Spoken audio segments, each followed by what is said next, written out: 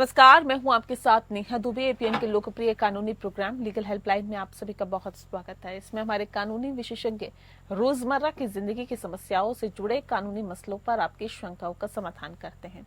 आप भी इस प्रोग्राम से जुड़ सकते हैं और फोन करके कानूनी राय ले सकते हैं। आज हम मानसिक उत्पीड़न से जुड़े हुई कानूनी जानकारी देंगे। मानसिक उत्पीड़न को भावनात्मक शोषण के रूप में भी जाना जाता है और ये गैर शारीरिक आचरण का एक रूप है जिसका उद्देश्य अपमान, गिरावट और भय के माध्यम से नियंत्रित करना, छेड़छाड़ करना, डराना, दंडित करना और अपमानित करना शामिल है। मानसिक क्रूरता को परिभाषित करना बेहद कठिन है। कानूनी संदर्भ में ये और भी कठिन इसलिए हो जाता है क्योंकि ये प्रत्येक मामले में अलग अलग होते हैं। कई बार शारीरिक क्रूरता तो दिख जाती है, लेकिन मानसिक क्रूरता को बयां करना बेहद मुश्किल हो सकता है। शारीरिक क्रूरता शरीर पर निशान छोड़ती है, लेकिन मानसिक क्रूरता के साक्ष्य कैसे बताए जा सकते हैं? कार्यस्थल पर भी महिलाएं किस प्रकार से प्रभावित होती हैं? जहां किसी नियोक्ता या कर्मचारी को किसी महिला के प्रति यौन या मानसिक उत्पीड़न करने का दोषी पाया जाता है। ये तो थी खैर बुनियादी जानकारी। मानसिक यातना पर ज्यादा जानकारी देंगी आज के कानूनी विशेषज्ञ अधिवक्ता ऋषिपाल जी। हमें ज्यादा जानकारी देंगे। ऋषिपाल जी, बहुत बहुत स्वागत है आपका। तो ऋषिपाल जी, आपको बताएंगे कि आखिर जो मानसिक यातना है, किस तरह से उसके लिए प्रावधान है, क्या कानून है, इसके बारे में तफसील से जानकारी देंगे। लेकिन अगर आपका भी कोई सवाल है तो आप फोन करके सलाह ले सकते हैं। फोन लाइंस खुल चुकी है।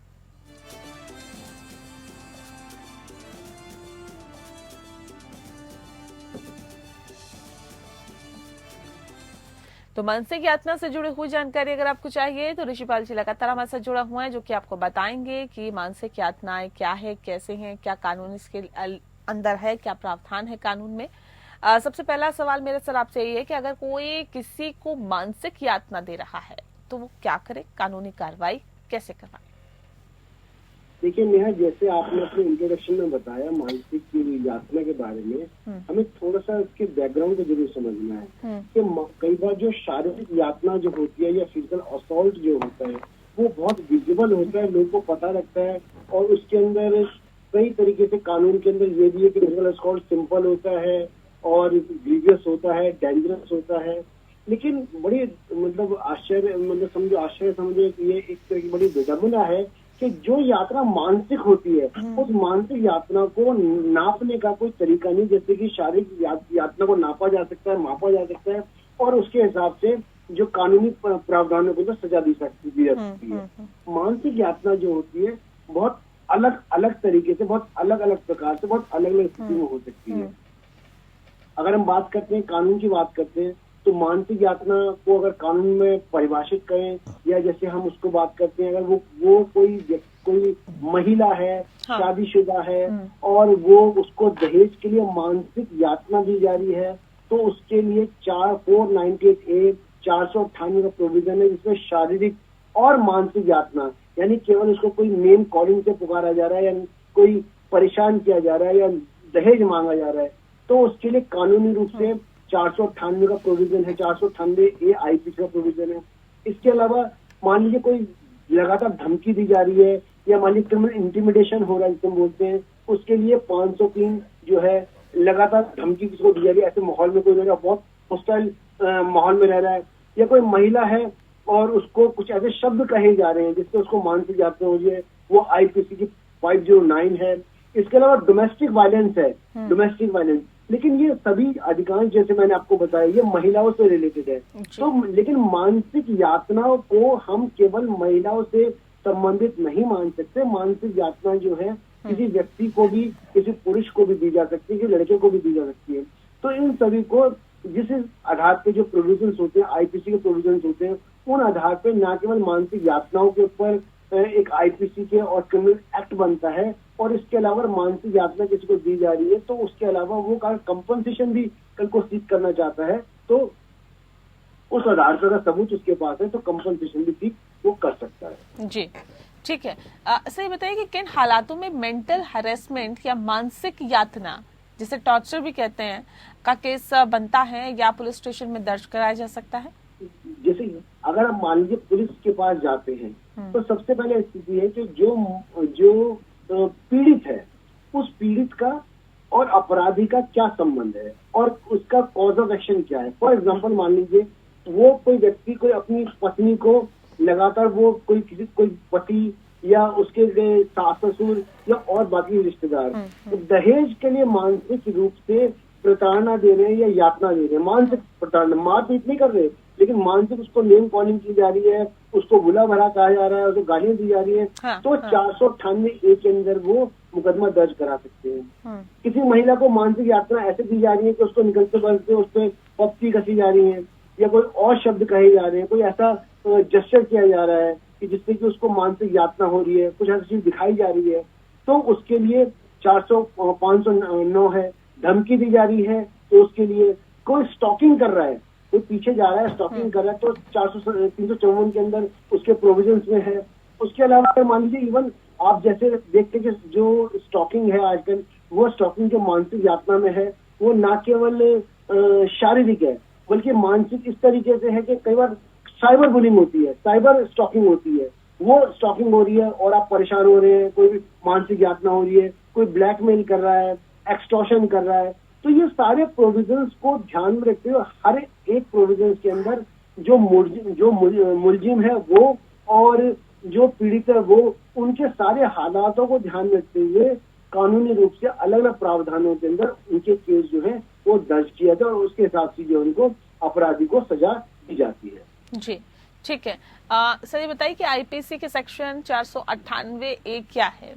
इसके तहत केस दर्ज करने की क्या सबूत की जरूरत होती है अगर इसमें दर्ज कराना? 498A एक बहुत विशेष धारा है जिसके अंदर सबसे बड़ी बात है कि केवल एक स्त्री हो जो शादीशुदा हो और उसको मानसिक यातना दी जा रही है केवल दहेज की वजह से, यानी जो मेंटल हरासमेंट हो रहा है in connection with dowry demand हो रहा है, अगर ऐसा होता है तो 498A का मुकदमा जो है उस व्यक्ति पर, उसके परिवार वालों पर दर्ज हो सकता है, उसके पति और परिवार वालों पर। इसमें केस में जो सबूत जो हम चाहिए, अगर मान लीजिए कोई उसको मानसिक यातना दे रहा है और उसके पास कोई वीडियो रिकॉर्डिंग है, कोई ऑडियो रिकॉर्डिंग है या कोई और सबूत है, कोई SMS है, अगर ये सब भी नहीं है तब भी हम कानूनी रूप से अगर कोई मौखिक रूप से भी अपने बयान को देता है तो वो बयान भी जो है वो कानून में उन बयानों की, क्योंकि हम डेफिनेशन में पढ़ते हैं एविडेंस की तो उसमें ओरल और डॉक्यूमेंट्री दोनों ऐड होते हैं, तो ओरल एविडेंस को भी कंसीडर किया जाता है और उसके आधार पर भी मानसिक यातना का मुकदमा जो है वो दर्ज हो सकता है। उसके लिए ये नहीं है कि आपके पास कोई कागजी सबूत हो और या कोई वीडियो टेप हो जिससे साबित होता हो कि मानसिक यातना की गई है। आपका अपना बयान भी जो है वो मानसिक यातना में केस दर्ज करा सकता है। उसके बाद पुलिस तफ्तीश करती है और उन सारे हालातों को ध्यान में रखते हुए अगर ये साबित होता है किसी व्यक्ति ने मानसिक यातना किसी दूसरे व्यक्ति को दी है और निश्चित रूप से उसके अंदर उसको सजा का प्रोविजन है। जी ठीक है। सर ये बताइए कि आईपीसी के सेक्शन 498 और 498A के बीच में अंतर क्या है? देखिए 498 जो प्रोविजन है और ये तो एक विशेष प्रोविजन का जोड़ा गया है केवल इस बात को साबित करने के लिए, इस बात को उन व्यक्तियों को दंडित करने के लिए जो किसी महिला को परेशान करते हैं, किसी ब्याहता महिला को परेशान करते हैं और विशेष रूप से दहेज मांगते हैं। 498 में क्या होता है कि अगर किसी ब्याहता महिला को कोई व्यक्ति जबरदस्ती रोकता है, उसको एंटाइज करता है, उसको बहलाता है, फुसलाता है या अपने साथ लेकर चला जाता है, तो ऐसी स्थिति में जो है 498 की जो प्रोविजंस हैं वो प्रोविजन एक्टिव होते हैं और तब वो प्रोविजन के अंदर उसके आधार पर केस दर्ज किया जा सकता है। लेकिन 498 विशेष रूप से जो होता है वो केवल दहेज से संबंधित बातों के लिए होता है। जी ठीक है। क्या इसके तहत केस दर्ज करने में सबूत की जरूरत पड़ती है? देखिए सबूत, जैसे आपने शब्द का इस्तेमाल किया सबूत को हम इंग्लिश में हम बोलते हैं एविडेंस या साक्ष्य बोलते हैं हिंदी में, और साक्ष्य अधिनियम के हिसाब से जो हम साक्ष्य अधिनियम की बात करते हैं तो साक्ष्य को कभी भी आप ये मत समझिए कि साक्ष्य को होने के लिए केवल कोई डॉक्यूमेंट्री एविडेंस हो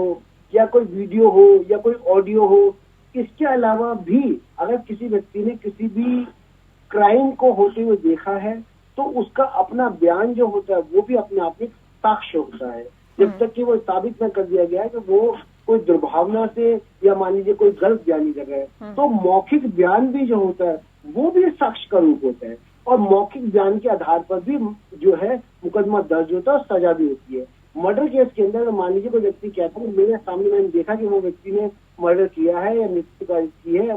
तो ऐसी स्थिति में उसकी गवाही बहुत इंपॉर्टेंट होती है। तो ये बहुत इंपॉर्टेंट है कि केवल कोई एक आम नागरिक केवल ये सोच के घर में ना बैठ जाए कि उसके पास कोई साक्ष्य नहीं है और वो कैसे दर्ज कराएगा। वो मौखिक रूप से भी अपनी बात को कह सकता है, पुलिस मुकदमा दर्ज कर सकती है, और जब तफ्तीश करती है तो बहुत सारे सबूत जो पुलिस खुद जुटा सकती है। जी ठीक है। ये बताइए कि विवाह में मानसिक क्रूरता की सजा क्या होती है?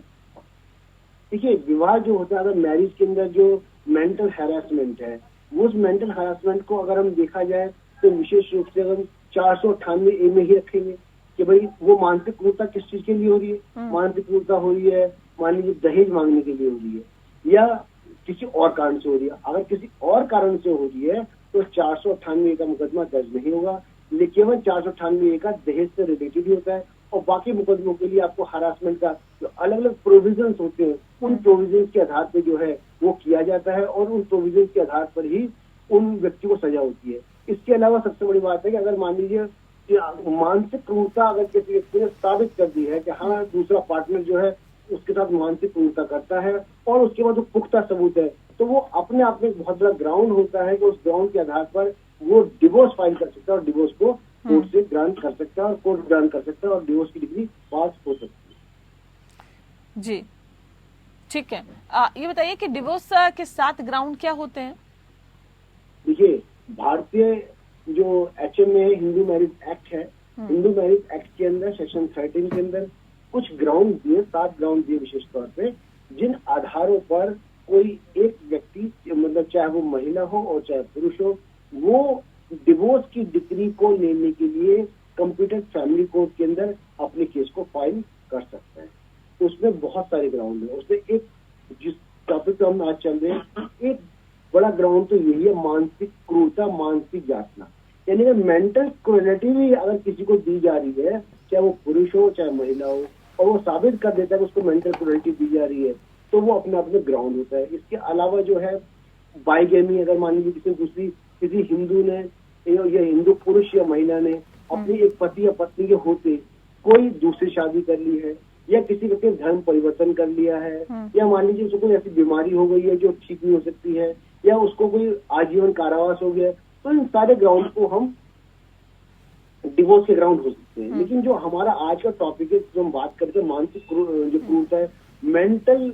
जो क्रूरलिटी जो है, उसके ग्राउंड पर भी बहुत सारे जो है जो केसेस होते हैं डिवोर्स के, वो फाइल किए जाते हैं। और वो बहुत सारे केसेस के अंदर, अधिकांश केसेस में हम देखेंगे कि जो एविडेंस होता है, जो सबूत होते हैं, क्योंकि 4 दीवारी के अंदर होते हैं, उनमें ऐसे बहुत कम सबूत होते हैं जो कि डॉक्यूमेंट्री होते हैं। उन्हीं आधार के ऊपर, जैसे मान लीजिए किसी, इवन आप उसको अगर देखेंगे तो बहुत बार कोई व्यक्ति, कोई महिला अपने पति को मान लीजिए कोई बुरा शब्द कहती है, या पुरुष महिला को कहता है, या कोई और किस्म उसकी गालियां देता है, या किसी को कोई भद्दा कहता है, कोई उसको मोटा कहता है, कोई काला कहता है, कोई भी ऐसी चीज, या मान लीजिए किसी पत्नी ने उसके पति घर वालों के खिलाफ ऐसे झूठे केस कर रखे हैं, तो ऐसी कोई भी कारण जिसके अंदर किसी व्यक्ति को मानसिक यातना का सामना करना पड़ता है या सामना करना पड़ा हो, और अगर वो competent court of family court में साबित करता है कि उसको मानसिक यातना हुई है, तो यही मेरा अगला सवाल है, साबित करना, जिसे हम कहते हैं कि साबित करना, इसे सिद्ध करना, ये सिद्ध कैसे किया जा सकता है और कितना चुनौतीपूर्ण होता है, कितना मुश्किल होता है ये? देखिए, जैसे मैंने आपको बताया, मानसिक यातना, मेंटल हैरासमेंट, अब ये जो एविडेंस है, फॉर्म ऑफ एविडेंस है, ये ओरल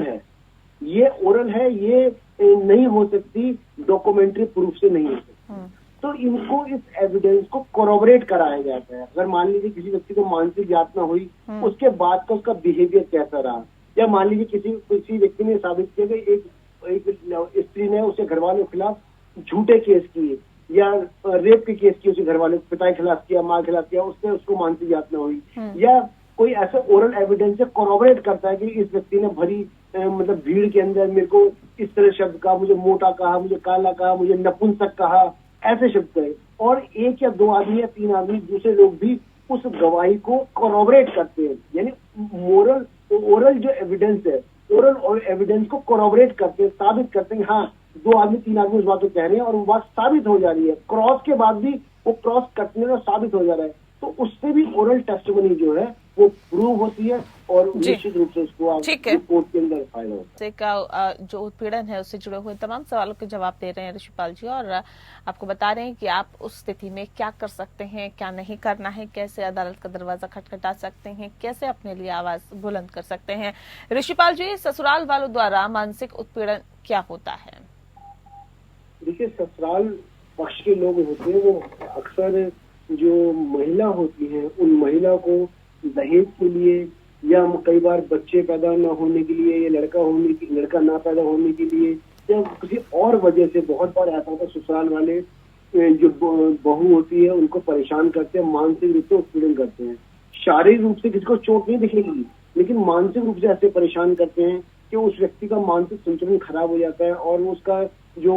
ग्रस्त मन लगता है और बहुत सारी बातें होती है, उससे उसका बहुत कुछ ऐसा है जो उसके अपने जीवन की जो सुचारू काम करने रुक जाते हैं। तो इसमें वो जो मेंटल जो क्रुएल्टी है, जो डोमेस्टिक वायलेंस को हम एक नया कानून आपने सुना होगा, डोमेस्टिक वायलेंस का कानून सुना होगा। तो जो डोमेस्टिक वायलेंस है वो वायलेंस केवल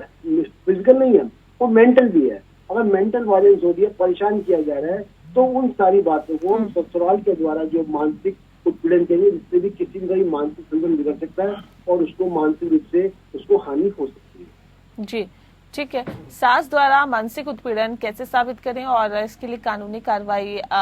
कैसे करवाएं? ये ऐसे केसेस हैं सर जो अक्सर सामने आते हैं। जैसे आपने सास की बात करी या ससुराल पक्ष की बात करते हैं, इनके अगर मानसिक उत्पीड़न को कैसे साबित करना है उसके लिए हम कानून की बात करते हैं। सबसे इम्पोर्टेंट जो कानून है जो बहुत चर्चा में है वो डोमेस्टिक वायलेंस एक्ट का कानून है। जो बहुत सारी ऐसी हिंसा होती है, जो घरेलू हिंसा होती है, जो आपने सुना होगा, वो लोगों के सामने नहीं आती, लोगों को पता नहीं लग पाता। बहुत बार ये हिंसा जो होती है वो शारीरिक नहीं होती, मानसिक होती है, वो बहुत सालों तक चलती रहती है और लोग उसका जो है किसी तरह का उत्पीड़न का सामना करते रहते हैं। तो ऐसी स्थिति में अगर मानिए ससुराल पक्ष द्वारा मानसिक उत्पीड़न किया जा रहा है और अगर आपको लगता है कि वो उत्पीड़न आपकी कंट्रोल से बाहर हो गया, तो आप डोमेस्टिक वायलेंस एक्ट के अंदर आप कंसर्न मैजिस्ट्रेट के पास आप उसको फाइल कर सकते हैं, डोमेस्टिक वायलेंस की कंप्लेंट। जब डोमेस्टिक वायलेंस की कंप्लेंट फाइल होती है तो एक जो ATR होती है, वो जो एक्शन टेकन रिपोर्ट होती है,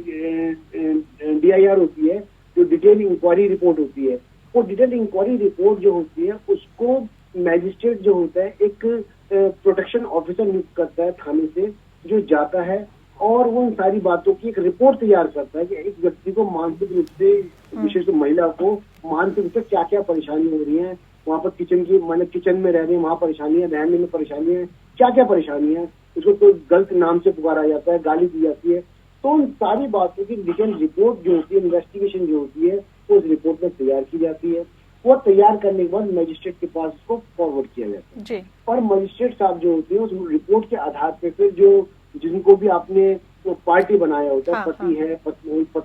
पति है, सास है, ससुर है, बाकी और लोग हैं, अगर जो लोग मानसिक जो वो करते हैं, उत्पीड़न करते हैं, उन सबके आधार पर उन सबके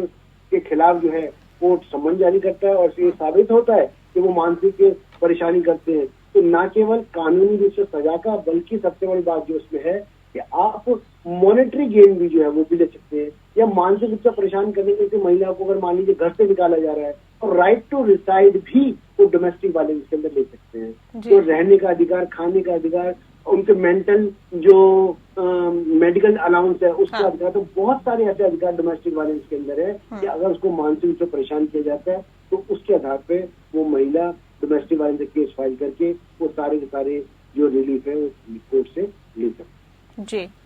बहुत शुक्रिया आपका ऋषिपाल जी, आपने बहुत ही विस्तार से, बहुत ही तफसील से इस केस के बारे में हमें बताया, इस कानून के बारे में हमें बताया। इसके लिए आपका बहुत बहुत शुक्रिया। लीगल हेल्पलाइन में फिलहाल इतना ही। नमस्कार।